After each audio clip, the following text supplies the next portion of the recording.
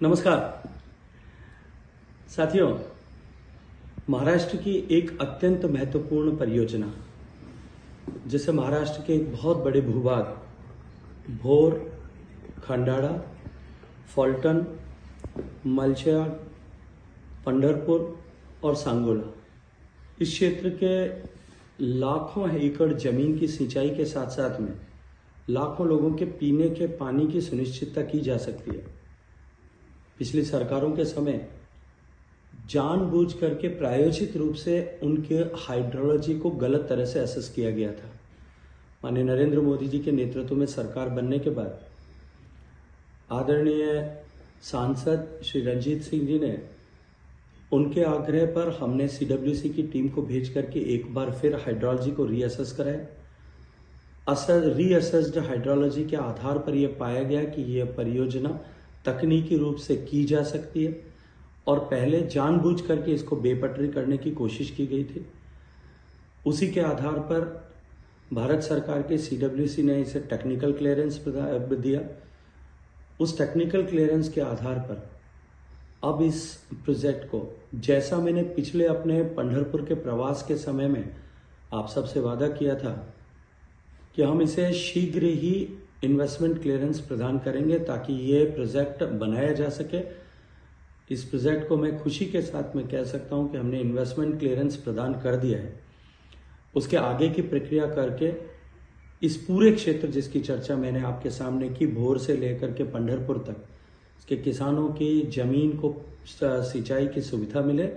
शीघ्र इस परियोजना को अमली जामा पहनाने के लिए हम मिलकर के काम करेंगे, ऐसा मैं आप सबको विश्वास दिलाता हूं।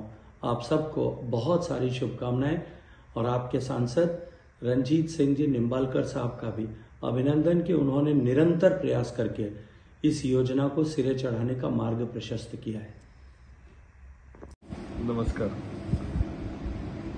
आज खऱ्या अर्थाने माढा लोकसभा मतदारसंघातील तमाम जनतेला एक आनंदाची बातमी, मोठ्या आनंदाने मी आपल्या सर्वांना या व्हिडिओ बाईटद्वारे आपल्याला कळवतो। देशाचे लाडके पंतप्रधान आदरणीय नरेंद्र मोदीजी, आदरणीय जलसंपदा मंत्री गजेंद्र सिंग शेखावत साहेब, महाराष्ट्राचे मुख्यमंत्री आदरणीय एकनाथ शिंदे साहेब, महाराष्ट्राचे उपमुख्यमंत्री आदरणीय देवेंद्रजी, दुसरे उपमुख्यमंत्री आदरणीय अजितदादा, या सर्वांचं मी या क्षणी अत्यंत आपल्या सर्वांच्या वतीने मी त्यांचे आभार मानतोय।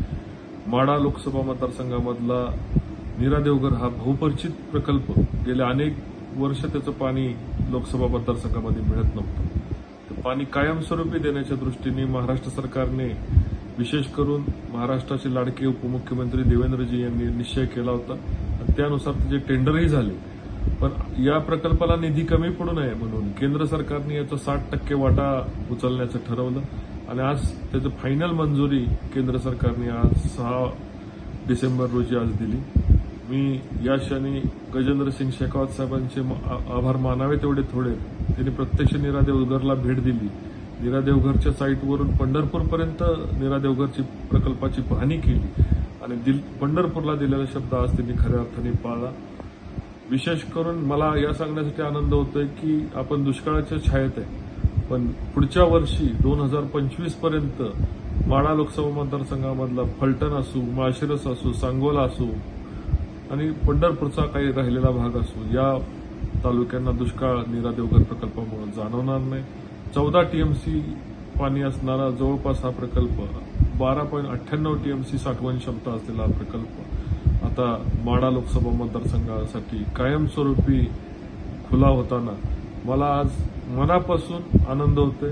मी दिलेला शब्द आणि या प्रकल्पासाठी झालेला फलटण तालुक्याला संघर्ष, माननीय हिंदुरावजी नाईक निंबाळकर यांनी याला चालू केलेला संघर्ष आज आणि 20 वर्षानंतर त्याला खऱ्या अर्थाने यश मिळालेलं आहे। भारतीय जनता पार्टीच्या सरकारचे, शिवसेना, भाजप, राष्ट्रवादी सरकारचे, या तिन्ही सरकारचे मी लोकसभेचा खासदार म्हणून माढ्यातील जनतेच्या वतीने मी मनापासून त्यांना धन्यवाद देतो।